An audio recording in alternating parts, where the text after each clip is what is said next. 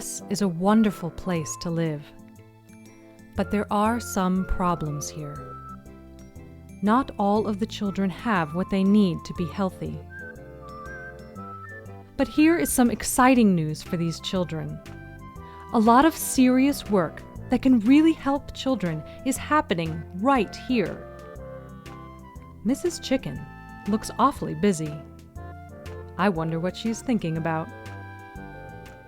My brain may be the size of your fingernail, but I am doing some very serious work here. What on earth is she so excited about? Dirt! Why, those silly chickens! All day long they just scratch and peck the ground. What do they see in the dirt? Oh, you humans! I hear you, and I know what you're thinking. You think you are so smart with your huge brains, and you think you can see everything with your great big eyes. But you don't know what we knew the minute we hatched out. You can't see the wonderful things that we see in this dirt. If only you could see the delicious, nutritious bugs, larvae, worms, seeds, leaves, roots, chips of rocks. It is all full of vitamins and minerals.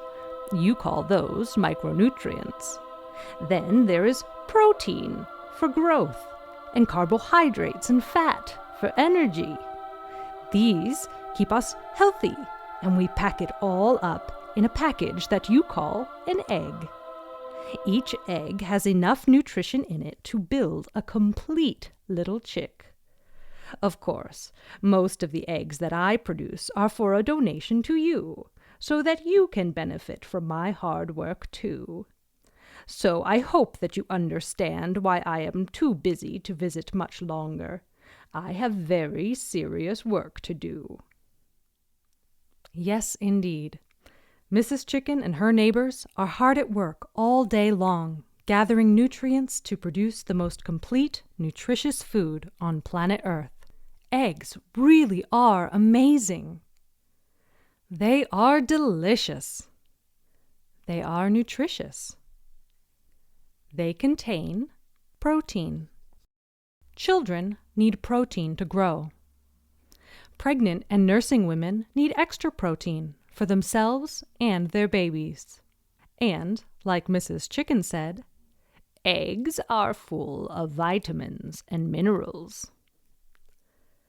Everybody needs vitamins and minerals to survive, especially women and young children. And everyone, especially women and children, need vitamins and minerals to prevent anemia. Women need extra micronutrients for a safe pregnancy. I told you this was serious business.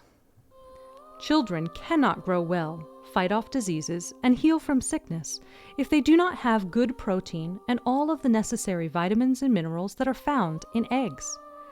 And if a pregnant woman does not get enough of those good nutrients, her child may be born already malnourished and at higher risk for illness. Eggs have high levels of the good fats that are called omega-3s.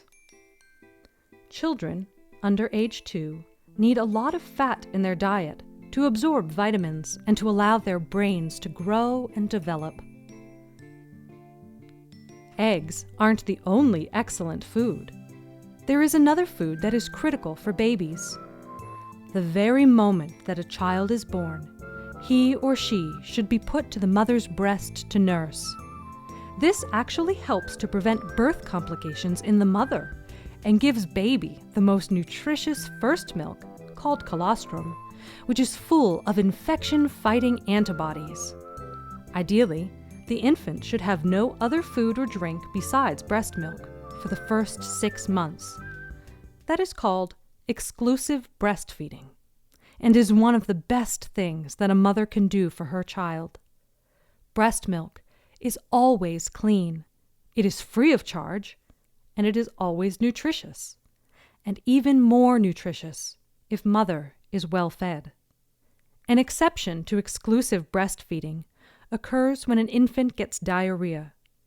Then they may need oral rehydration solution.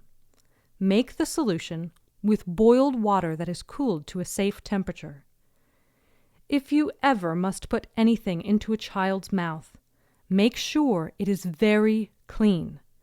This includes food, water, and any utensils used to feed the child, including hands.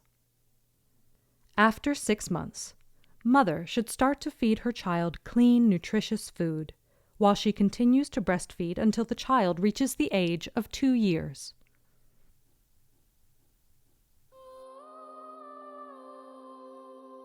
Many mothers around the world make 2 very serious mistakes that can lead to the sickness and even death of their child. The first mistake is to use a baby bottle when the mother cannot really afford to purchase infant formula and cannot easily keep the baby bottle clean. Diluted formula, sugar water, teas, or juices are not an adequate substitute for breast milk. Sadly, baby bottles used incorrectly are sickening and killing babies all over the world. Another very serious mistake is to wean a child from breast milk onto a traditional starchy weaning food made from cassava, rice, millet, or corn. This time of weaning is very dangerous for children in poor communities. First, it is dangerous because weaning foods are easily contaminated by viruses and bacteria in the environment. These microbes can cause diarrhea.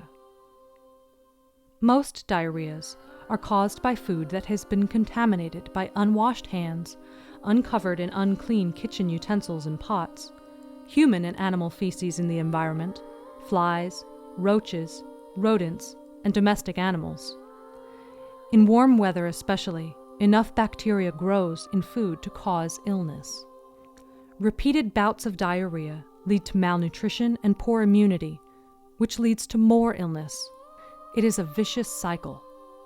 Next, weaning is a dangerous time because the watery gruels, which often progress to thicker porridges, are usually made out of whatever type of starchy grain or food is most readily available in the home. This can be cassava, rice, millet, or corn. None of these starch foods has enough protein, fat, or vitamins and minerals to keep children healthy and to help them grow. So, children weaned onto starchy or sugary traditional weaning foods often become malnourished. Even if they get enough food to satisfy their hunger, it is not enough to satisfy their body's needs. When a mother learns this, she, of course, wants to find a way to serve her weaning infant food that is clean, nutritious, and easy to prepare. I have a suggestion for you. I, along with my neighbors, provide eggs for your kitchen. If you take good care of us, we will provide eggs for you and your family. You know, the people who need the best food are the pregnant and nursing women, and infants, starting at 6 months up to children of 2 years old. Those youngest children should have at least 1 egg every day. And pregnant moms really should have 3 eggs per day, or other excellent sources of protein, like milk and meat. Well, yes, Mrs. Chicken, you are right. I deliver my eggs to you inside a shell that keeps them clean. You make a good point. A busy mother sometimes prepares a large amount of food and then serves it many times rather than cooking fresh food at every meal. While this saves time, the food may spoil before it is all eaten. I suggest that you boil eggs at the beginning of the day and then keep them in their shell until you are ready to eat them. They will not spoil quickly. They will be clean and will not cause diarrhea. We chickens thrive all over the world, except in Antarctica, where it is too cold.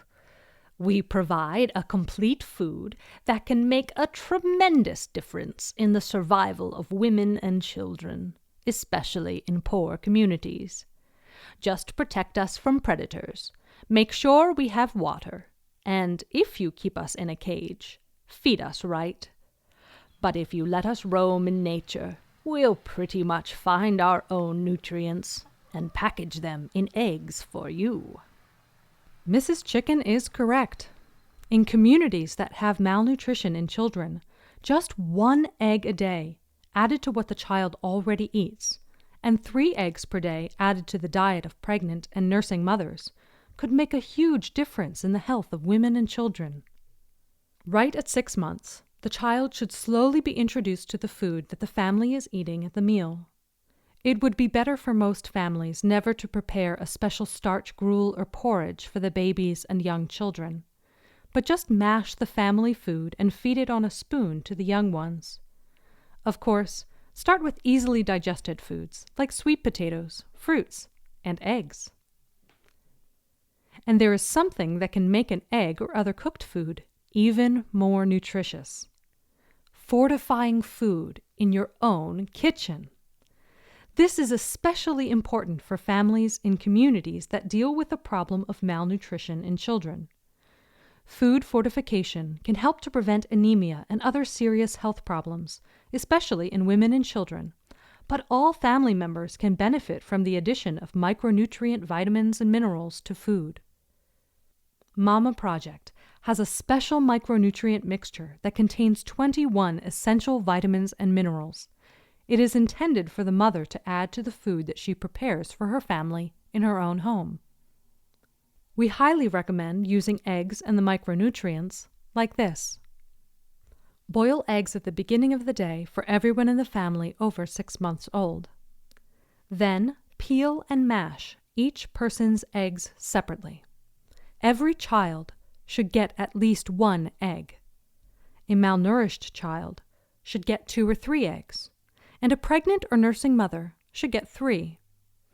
If there aren't enough for everyone, feed the eggs to the youngest growing child and the pregnant mother first. For every egg, mix in 2 teaspoons, 10 milliliters, of fat, such as cooking oil, butter, or solid shortening. This is especially important for the youngest children who often don't get enough fat in their food. Sprinkle with a little bit of iodized salt. Then fortify the food. Using the 0.15 cc mini scoop, add Nora Lynn micronutrients to each person's eggs or other solid cooked food. Use 1 mini scoop for men over 19. 2 for growing children over 6 months. 3 for females ages 15 to 49. 3 for sick or malnourished children or adults. Note that it is very important for sick people to see a doctor and treat serious illnesses. If a person has malaria, get it under control before starting Nora Lynn micronutrients or taking any micronutrients with iron. It is important to divide out separate portions for each family member before adding the micronutrients, so that growing children and women in childbearing age get the micronutrients needed for health. How do you handle the micronutrients? Keep the micronutrient mixture dry, out of sunlight, and out of the reach of children. The mixture comes in a bag. Open only 1 bag at a time and carefully pour it into the dispensing container. Close the container lid with the 0.15 cc mini scoop inside. Always keep the mini scoop in the container with the lid snapped tightly closed. Don't let it touch the food or let it get dirty or wet. Add Nora Lynn micronutrients to food after it is cooked, not before cooking, since cooking will cut down the strength of some of the vitamins. Also, it is best to mix it into solid food, since the minerals fall to the bottom of liquids like juice and water and may be wasted. Here's how to measure out an exact mini scoop. First, be sure your hands are clean and dry. Bring the scoop and container to the food. Open the container, reach in, and grab the scoop by the end of the handle and get a full scoop of micronutrients. Compress the mixture against the side of the container to make it level. Tap off any micronutrients on the handle. Hold the scoop right above the food. Turn it over and tap it against the side of the container until all of the micronutrients fall onto the food. Don't let the wind carry your micronutrients away. Protect the micronutrients from the wind until you stir them in. Now, actively feed your child with a spoon.